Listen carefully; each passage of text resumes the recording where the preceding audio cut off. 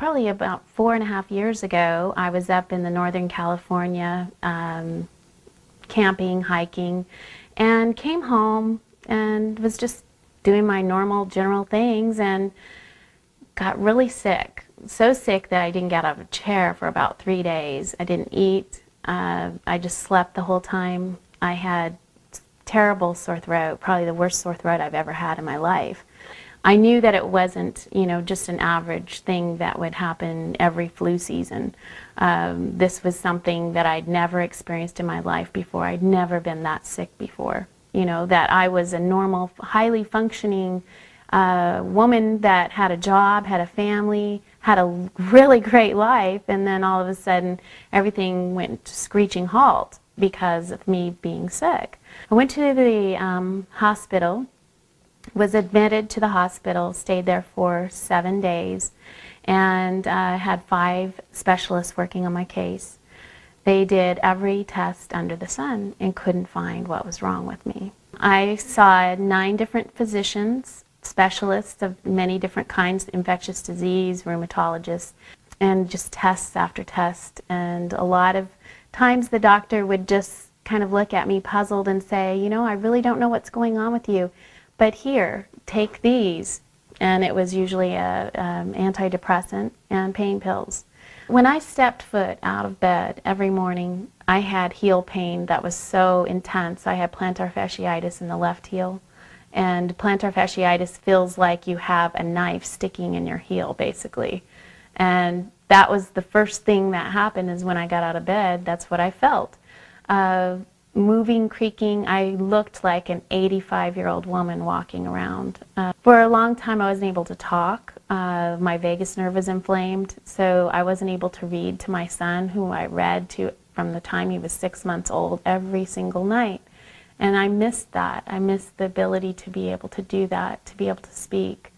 I knew what I wanted to say, and I knew what I wanted to, I knew what people were telling me, or I could comprehend things, but I wasn't able to actually communicate or verbalize anything.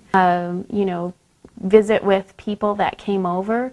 Instead, I had to dictate everything out on paper, and like a message board. I had a message board too that I would write messages on to my family. I had a 4-year-old at the time, and my daughter was in middle school and high school at that time. And those were important years for my husband at the time, which we did lose our marriage pretty much over this whole disease. Basically, I just researched on the internet, found a doctor that was Lyme literate because I had the ELISA test that was positive.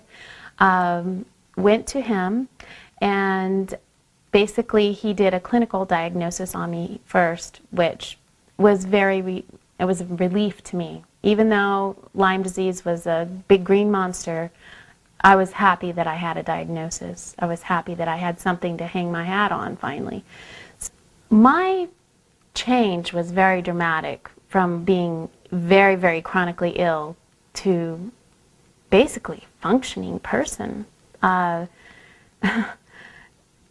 never forget the day that I started really knowing that I was getting well. It was the most beautiful and magical day to me still that I've ever had. And that day was like a veil. Somebody had lifted a veil off of my eyes, and all my senses were much more rich and deep and clear.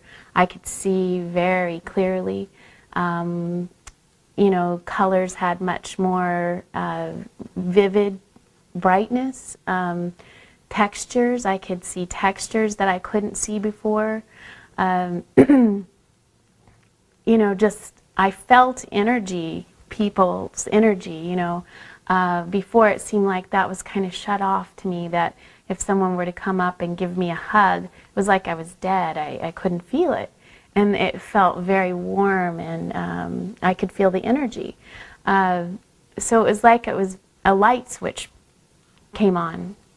And that's, I was able to, again, start to read to my son, and to go out and play in the park, to ride a bike, to do all the things that I always loved to do, you know, and that was especially getting back to being a mother, to being a real mother. I mean, I was always a mother, I know that, but to be a real mother again, that was the best part of it all, is to feel that, like I was making a difference again.